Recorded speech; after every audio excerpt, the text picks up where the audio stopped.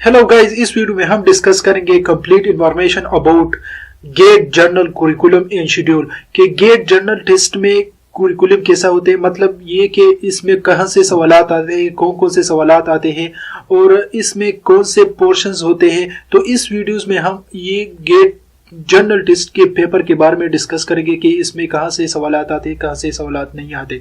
तो चलिए शुरू करते हैं। तो ये थ्री पोर्शन जो है ये तो बहुत इंपॉर्टेंट पोर्शन है। ये आपको मालूम होगा कि ये थ्री पोर्शन जो है गेट जर्नल टेस्ट में आते हैं। ये है verbal reasoning, quantitative reasoning and analytical reasoning. लेकिन वर्बल रीजनिंग के अंदर भी कुछ कैटेगरीज होती है, क्वांटिटेटिव रीजनिंग के अंदर भी कुछ कैटेगरीज होती है। ये तो ये नहीं, अब ये वर्बल रीजनिंग के अंदर ग्रामर भी आती है, वोकेबलरीज भी आती है, लेकिन कहाँ से सवालात आती है और कौन कौन से आती है तो इस वीडियो में हम ये डिस्कस करेंगे। ये थ्री तो आपको मालूम होगा, लेकिन इसके अंदर जो कौन कौन से कैटेगरीज है शायद वो आपको मालूम ना हो। तो ये मैं इस वीडियो का मकसद ये है कि ये आपको मैं दिखा दूं कि वर्बल रीजनिंग के अंदर कौन कौन सी कैटेगरीज है, क्वांटिटेटिव रीजनिंग के अंदर कौन कौन से कैटेगरीज है और एनालिटिकल रीजनिंग के अंदर कौन कौन सी कैटेगरीज है। तो वर्बल रीजनिंग में हमारे पास जो पहला कैटेगरी है वो है वोकेबलरी। वोकेबलरी के अंदर भी हमारे पास जो है verbal reasoning is about 35% in the GATE general. 35% जो है 35 क्वेश्चन जो है वो वर्बल रीजनिंग से आती है। ये इंग्लिश रिलेटेड क्वेश्चंस होते हैं, लेकिन इसमें एक हमारे पास जो क्वेश्चंस होती है वो होती है प्रीफिक्स एंड सफिक्स। ये 5% ऑफ द 35% होती है। इट मीन के हमारे पास दो सवालात ऐसे होते हैं जो प्रीफिक्स एंड सफिक्स के रिलेटेड होते हैं। अब प्रीफिक्स एंड सफिक्स को किसे कहते हैं ये इस वीडियो का टाइटल नहीं है, तो इस वीडियो को मैं इतना ज्यादा लॉन्ग नहीं बनाऊंगा। तो ये प्रीफिक्स सफिक्स के बारे में हमने ऑलरेडी वीडियोस बना चुकी है, तो वो जाके आप देख सकते हैं। The link is available in the description. तो हमारे पास एनालॉजीज होती है। एनालॉजीज एमसीक्यूज भी 10% होती है। इट मीन कि हमारे पास 3 क्वेश्चंस जो होती है वो एनालॉजीज से रिलेटेड होती है। एनालॉजीज, सफिक्स एंड प्रीफिक्स जो है ये आपको वोकेबलरी को देखते हैं कि आपकी वोकेबलरी स्ट्रांग है या नहीं है। एनालॉजीज के ऊपर हमने एक जबरदस्त वीडियो बनाई है, उसकी लिंक जो है डिस्क्रिप्शन में अवेलेबल है, आप देख सकते हैं। आपकी एनालॉजीज की कंसेप्ट बिल्कुल क्लियर हो जाएगा। आप एनालॉजीज के अंदर रिलेशनशिप कैसे फाइंड करोगे, एनालॉजीज का मकसद क्या है, एनालॉजीज के इम्पोर्टेंस क्या है और इसको कैसे किस ट्रिक के साथ आप सॉल्व कर सकोगे, इसका लिंक जो है डिस्क्रिप्शन में अवेलेबल है। तो अब यहाँ पर हमारे पास जो एंटोनिम्स जो है 5% आती है। एंटोनिम्स जो है अपोजिट वर्ड्स, सिनोनिम्स या एंटोनिम्स से तकरीबन 5% ऑफ क्वेश्चंस आते हैं। तो ये हमारे पास 2 क्वेश्चन होते हैं एंटोनिम और सिनोनिम के रिलेटेड, और बाकी जो है हमारे पास कंसेप्चुअल क्वेश्चंस होते हैं 5% और वो भी टू क्वेश्चन होते हैं जो कंसेप्ट आपके कंसेप्ट को देखते हैं। डायरेक्टली आप एक वर्ड का मीनिंग आप चूज करोगे विद इन द ऑप्शंस। तो ये हमारे पास वर्बल रीजनिंग में पहला कैटेगरी जो था वो है वोकेबलरी। दूसरा जो हमारे पास कैटेगरी होती है वो है ग्रामर। आपके ग्रामर को देखते हैं वर्बल रीजनिंग के अंदर।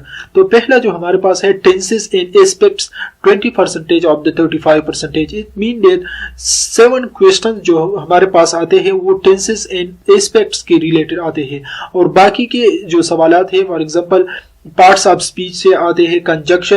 अब पार्ट्स ऑफ स्पीच कौन से होते हैं, वो कंजक्शन है, नाउन है, प्रोनाउन है, verb, adverb, adjective, article, prepositions होती हैं। अब आपको एक सेंटेंस दिया जाएगा कि इसमें कंजक्शन कौन सा है, इसमें एडजेक्टिव कौन सा है, इसमें एडवर्ब कौन सी है। तो आपको ये पता होनी चाहिए कि पार्ट्स ऑफ स्पीच क्या है और कैसे आप एक सेंटेंस में पार्ट्स ऑफ स्पीच को आइडेंटिफाई कर सकते हो। हमारे पास ग्रामर में कंडीशनल जो होती है वो 5% आती है, मतलब कि 2 क्वेश्चन जो हमारे पास होती है कंडीशनल होती है, और बाकी के जो 2 क्वेश्चन जो होती है वो फंक्शन से रिलेटेड होती है। अब कंडीशनल क्या है, फंक्शन क्या है, इस वीडियो का टाइटल मतलब ये नहीं कि आपको ये भी हम एक्सप्लेन करें। तो इसके लिए आप हमारे चैनल को सब्सक्राइब करें। हम इस पे वीडियो अपलोड करते रहेंगे, और हमने ऑलरेडी गेट के ऊपर हमने बहुत सी वीडियो अपलोड कर चुकी है। वर्बल रीजनिंग में जो तीसरा कैटेगरी हमारे पास होती है वो कंप्रहेंशन होती है। मतलब कि आपकी रीडिंग स्किल्स कौन सी है, reading skills plus understanding skills, कि आप एक रीडिंग पैसेज को किस तरह आसानी से अंडरस्टैंड कर सकोगे। आपको एक रीडिंग पैसेज दिया जाएगा, पैराग्राफ दिया जाएगा, इसमें आपसे पूछेगा कि इसमें इन्फेरेंसिंग के रिलेटेड 5 क्वेश्चंस होंगे, लिंकिंग डिवाइसेस के रिलेटेड 2 क्वेश्चंस होंगे, और मेन आइडिया, इस पैसेज में मेन आइडिया कौन सी है, और उस मेन आइडिया के ऊपर जो है 2 सवालात होंगे। और फिर आप ऐसा भी हो सकता है कि एक टाइटल लिखा है, एक पैसेज लिखा है, एक पैराग्राफ लिखा है, और आपको दिया जाएगा कि इसका करेक्ट टाइटल कौन सी हो सकती है। टॉपिक सेंटेंस, टॉपिक सेंटेंस वो सेंटेंस जो पैराग्राफ की स्टार्ट में होती है, तो उस पैराग्राफ को एक टॉपिक सेंटेंस दे दो। तो इस तरह सवालात पूछते हैं कंप्रहेंशन पोर्शन में। आखिर में जो होती है टाइप ऑफ पैसेजेस। अब ये कौन सी पैसेज है, नैरेटिव है, डिस्क्रिप्टिव है, और एक एक्सपोजिटोरी है, साइंटिफिक, एंटरटेनिंग है, एटसेट्रा। तो इससे रिलेटेड जो लास्ट में है हमारे पास जो टाइप ऑफ पैसेज है, उसमें एक क्वेश्चन आते हैं कंप्रहेंशन के पोर्शन में। तो अब आपको ये पता है कि वर्बल रीजनिंग का जो पोर्शन है वो 35% होती है, लेकिन इसके अंदर क्या है ये आपको जरूर पता होनी चाहिए, क्योंकि गेट जर्नल के एडवांटेज बहुत ज्यादा है और ये आपको फर्स्ट अटेम्प्ट में पास करनी चाहिए। जो दूसरा हमारे पास जो मेन कैटेगरी है वो है क्वांटिटेटिव रीजनिंग। क्वांटिटेटिव रीजनिंग हमारे पास भी 35% होती है, और इसमें जो पहला कैटेगरी हमारे पास होती है वो अरिथमेटिक होती है। अरिथमेटिक का मतलब क्या है, इसमें बिजनेस मैथमेटिक्स आती है, इसमें फाइनेंशियल मैथमेटिक्स आती है, कंज्यूमर मैथमेटिक्स आती है, percentage, ratio in proportions, zakat and ushrs and inheritance, इसके रिलेटेड हमारे पास जो है 12 क्वेश्चन इसमें होंगे। अब यहाँ क्वांटिटेटिव रीजनिंग में 35 क्वेश्चन होंगे, और 35 में से फिर 12 क्वेश्चन जो है वो business mathematics, financial mathematics and consumer mathematics etcetera इससे होंगे। तो आपको ये पता होनी चाहिए कि अब फाइनेंशियल मैथमेटिक्स आप गूगल पर सर्च करें कि ये क्या है, कंज्यूमर मैथमेटिक्स क्या है, इस पे हम वीडियोस अपलोड करते रहेंगे, और हमने ऑलरेडी वीडियोस अपलोड कर चुकी है। तो इसके ऊपर 12 क्वेश्चन होंगे। क्वांटिटेटिव रीजनिंग में जो दूसरा मेन कैटेगरी है वो हमारे पास अलजबरा है। अब फंडामेंटल्स ऑफ ज्योमेट्री, अलजबरा के अंदर आपने बहुत पढ़ा होगा, क्योंकि आपकी 16 ईयर की ग्रेजुएशन कंप्लीट हो चुकी है। तो अलजबरा के अंदर हमारे पास होती है fundamentals of geometry, practical geometry, areas of volume और areas of different type of shapes, matrix and determinants, basic statistic, arithmetic and geometric sequence and stuff like that. तो ये हमारे पास अलजबरा के अंदर होती है, और इसके ऊपर भी 12 सवालात आपसे पूछते हैं गेट जर्नल में। तो आपको ये पता होनी चाहिए कि क्वांटिटेटिव रीजनिंग के अंदर कौन सी जो होती है कैटेगरीज होती है। तीसरा ज्योमेट्री। अब ज्योमेट्री में कौन सी क्या होती है, introduction to trigonometry, that is the sine या कॉस की फार्मूला आपको याद होनी चाहिए।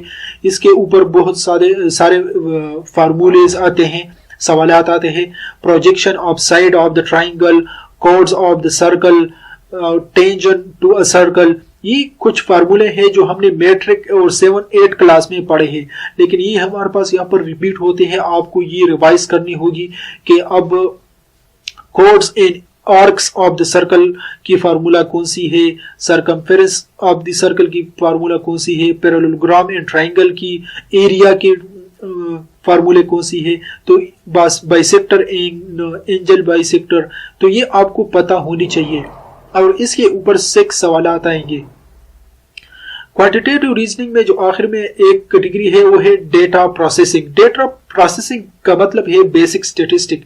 बेसिक स्टैटिस्टिक आपकी डेटा को प्रोसेस करके आपको एक रिजल्ट देते हैं, और प्रोबेबिलिटी के ऊपर हमारे पास 5% ऑफ क्वेश्चंस आते हैं। इसका मतलब 2 क्वेश्चन जो हमारे पास होते हैं वो बेसिक स्टैटिस्टिक और प्रोबेबिलिटी पे हो सकते हैं।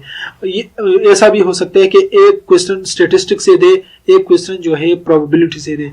यहाँ पर एक जो है एक मार्क से ऑफ फेल हो सकते हैं। अगर आपकी मार्क्स 49 आ गई तो फिर भी आप फेल कंसिडर होंगे। तो ये आप लाइट मत ले और इसके बेसिक स्टेटिस्टिक और प्रोबेबिलिटी के ऊपर आप भी स्टडी करें। एनालिटिकल रीजनिंग ये तो बहुत ज़्यादा कॉमन है और एनालिटिकल रीजनिंग सॉलिड मार्क्स है और इसमें आप की डिडक्टिव एंड इंडक्टिव लॉजिक होती है और क्रिटिकल थिंकिंग। अगर आपकी क्रिटिकल थिंकिंग ज़्यादा है तो अच्छी बात है, आप 30/30 MCQs को अटेम्प्ट कर सकते हैं। अब एनालिटिकल रीजनिंग में एक प्रॉब्लम ये होती है कि ये आपकी टाइम को कंज्यूम करता है। ये आसान होती है, आसान तो नहीं होती लेकिन टाइम कंज्यूमिंग बहुत ज़्यादा है। तो आप इसके लिए सबसे बेस्ट सोल्यूशन ये है कि आप एनालिटिकल रीजनिंग के सवालात, प्रैक्टिकल प्रॉब्लम्स और प्रैक्टिस जो है बहुत ज़्यादा करें, तभी आप एनालिटिकल रीजनिंग क्वेश्चन को आसानी से सॉल्व करोगे। अदरवाइज फिर आप 30 के MCQs में 30 के MCQs में आप 5 MCQs भी सॉल्व अच्छी तरह नहीं कर सकोगे। अब 30 MCQs है, तकरीबन आपको 6 सवाल दिया जाएगा, 6 में से 5 हर सवाल पे, हर प्रॉब्लम पे 5 MCQs होंगे। और इसी तरह आपकी अगर प्रैक्टिस है तो 30 के 30 MCQs आप आसानी से सॉल्व कर सकोगे। तो ये हमारे पास गेट जर्नल के कुछ कुरिकुलम और शेड्यूल हमारे पास मैंने आपको बता दिया। अगर ये वीडियो आपको अच्छी लगी तो प्लीज़ इस चैनल को सब्सक्राइब करें। हम इस चैनल पे NTS, FTS, OTS और गेट जनरल स्पेसिफिकली, क्योंकि मैं भी इंजीनियर हूं तो मैं ज़्यादातर जो वीडियोस है वो गेट जर्नल पे अपलोड करता रहूँगा। तो इस गेट जर्नल के लिए आप हमारे वीडियोस को लाइक करें और इस चैनल को भी सब्सक्राइब करें। Thank you for watching.